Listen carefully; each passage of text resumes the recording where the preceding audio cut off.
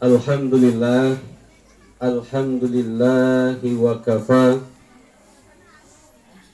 wa usalli wa usallim ala sayyidil mustafa wa ala alihi wa sahbihi ahli sidqi wal wafa. Ashhadu an la ilaha illallah wahdahu la syarika lah, wa ashhadu anna sayyidana Muhammadan abduhu wa rasuluh. Rabbi israh li sadri wa yassir li amri wa hlul 'uqdatam min lisani yafqahu qawli, amma ba'du.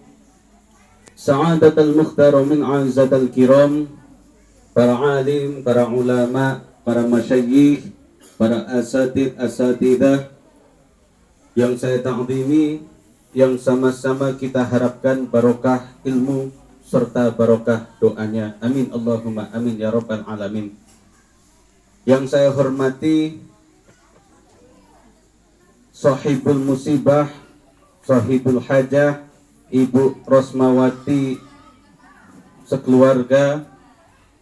Yang saya hormati jamaah takziah, tamu undangan yang insya Allah pada malam hari ini dirahmati oleh Allah Subhanahu wa ta'ala. Amin Allahumma amin ya rabbal alamin. Bapak Ibu yang saya hormati, ada sebuah zaman yang disebut dengan zaman azali. Zaman azali adalah zaman di mana, atau alam azali adalah alam di mana menyimpan sebuah rahasia. Rahasia yang begitu besar, rahasia yang sangat istimewa bagi kita semua. Di mana takdir manusia, takdir kita semua yang hadir pada kesempatan kali ini sudah ditulis di zaman azali atau di alam azali. Baik mati, rezeki maupun jodoh sudah ditulis di alam azali. Kapan kematian itu akan datang, bagaimana caranya, dan di mana kita akan dijemput oleh Allah Subhanahu wa ta'ala melalui malaikatnya, sudah tertulis di alam azali. Sebelum kita semua terlahir, sebelum kita semua diciptakan, sebelum alam ini diciptakan oleh Allah Subhanahu wa ta'ala. Di Lauhul Mahfuz juga ada yang disebut dengan Sajaratul Hayat, pohon kehidupan. Di situ pohon yang begitu rindang, banyak sekali daun-daun yang ada pada pohon tersebut. Kenapa disebut dengan Sajaratul Hayat?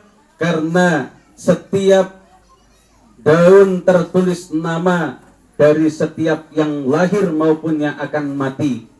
Ketika orang itu akan dipanggil oleh Allah Subhanahu wa ta'ala, maka 40 hari daun yang ada namanya itu mulai mengering, mulai layu.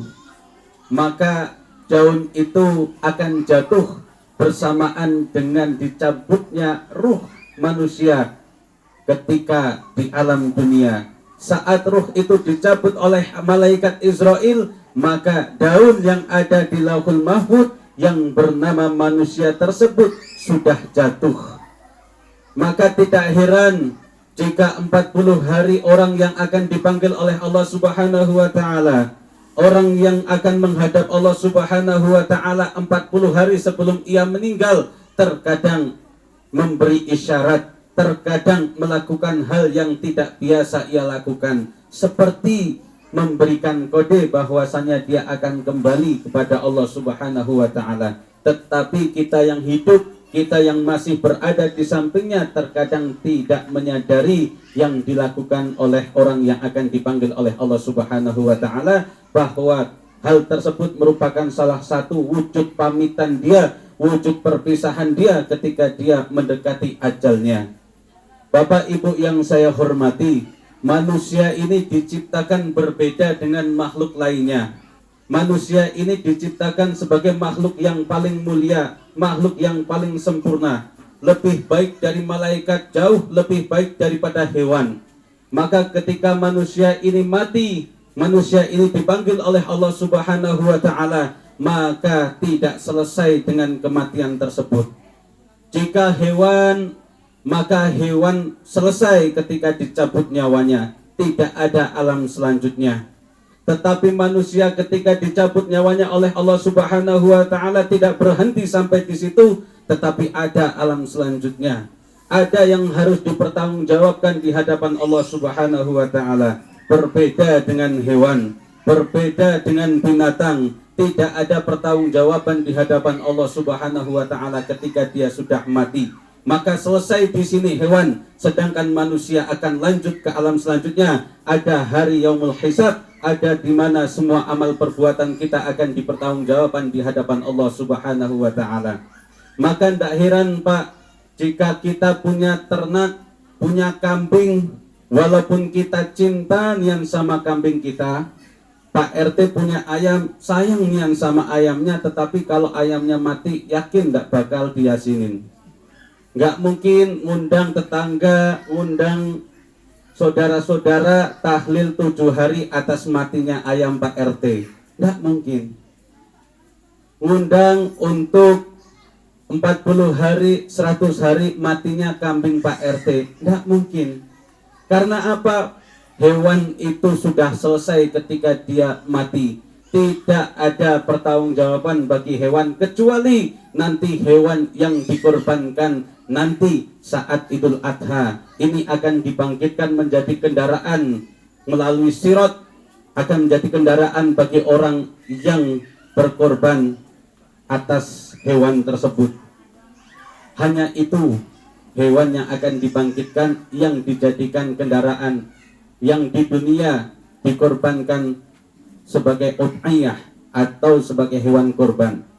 Bapak Ibu yang saya hormati, mudah-mudahan saudara-saudara kita, bahkan kita yang hadir di sini, sebenarnya ini sebagai iktibar bagi kita semua, nasihat bagi kita semua. Sekarang kita bertakziah, sekarang kita ada di sini mampu mengucapkan kalimat innalillahi wa inna ilaihi raji'un.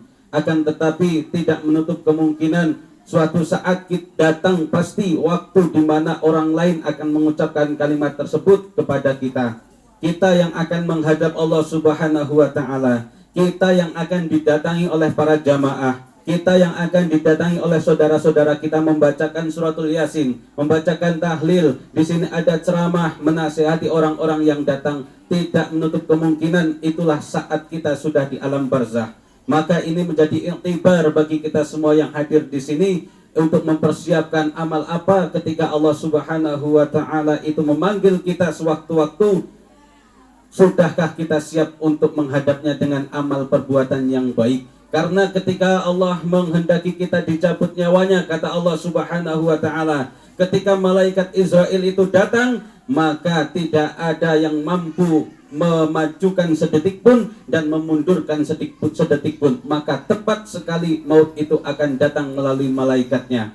Mudah-mudahan ketika nanti malaikat maut mencabut nyawa kita, kita dimatikan dalam keadaan husnul khatimah. Amin Allahumma amin ya rabbal alamin. Maka kita selalu diajarkan oleh guru-guru kita ketika setiap selesai sholat waktu untuk selalu minta Allahumma khtim lana bi husnil khatimah. Ya Allah, wafatkanlah kami dalam keadaan husnul khatimah. Itulah wafat sebaik-baik wafat ketika kita dipanggil di hadapan Allah Subhanahu wa taala tanpa membawa dosa, hanya membawa amal perbuatan baik kita. Amal perbuatan baik kita itulah yang akan menjadi syafaat, yang akan menjadi penolong kita fi yaumil mizan, di saat semua timbangan perbuatan kita baik buruk maupun baik di pertanggungjawaban di hadapan Allah Subhanahu wa taala. Mungkin hanya ini nasihat yang bisa saya sampaikan.